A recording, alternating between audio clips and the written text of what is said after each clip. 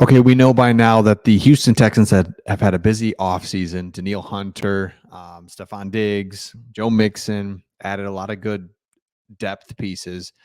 But the Houston Texans have found their X factor, and that is their corner, Stingley Jr. He is the guy that's going to really be the deciding factor on the defense. We know the offense is going to be good.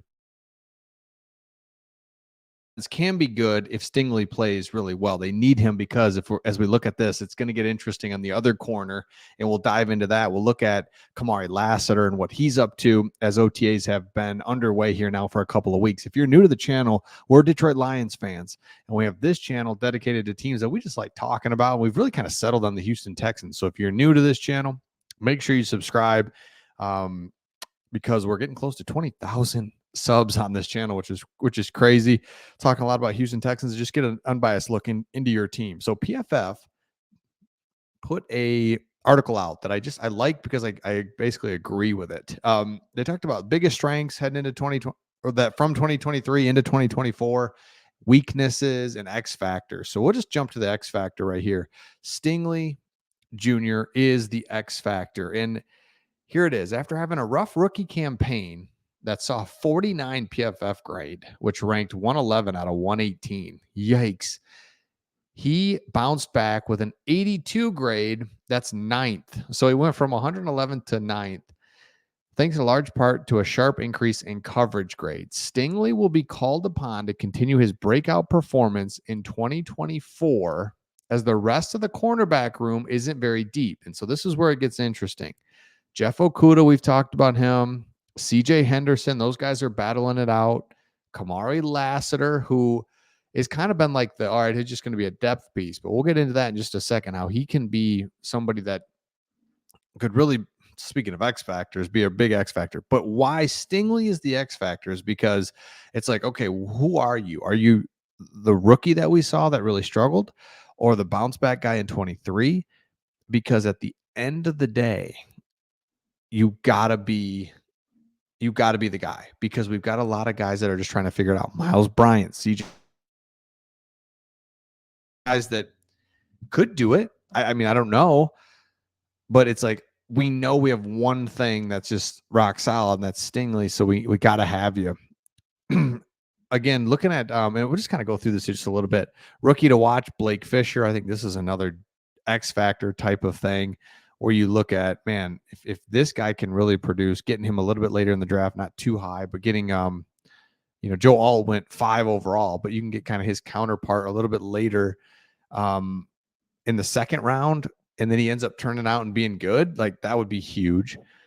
The over under for the Texans is 9.5, which is really interesting because they are playing a first place schedule. You do wonder about a sophomore slump for Stroud, because everything else on paper, it's like, geez, I mean, what are we doing? Look at it. Like, on paper, this Texans team has enough talent to win a Super Bowl just 2 years after having the second worst record in football. The future is as bright as it's ever been in Houston. Totally agree. The future couldn't be any brighter because of, you have a quarterback and you've got now veteran playmakers all over the place. So it's like, okay. And we'll get back to Kamari Lassiter here in just a second. But I think you want to see this, where you just look at the projected starting lineup for 2024. And I think what's interesting is there's not a lot of holes.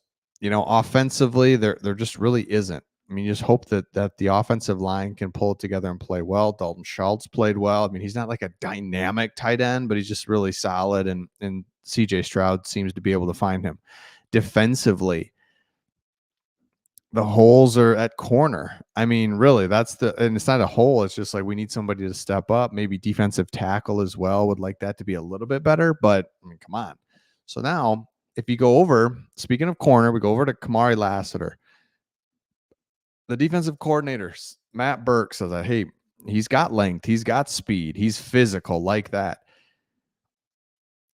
A little bit is going to be how much he can absorb as Lassiter looks to possibly be versatile and play. He's a really smart football player and grasps things pretty well. So you've got Kamari Lassiter, who, by the way, I mean, just he's a physical dude. Like, that's what we're talking about here.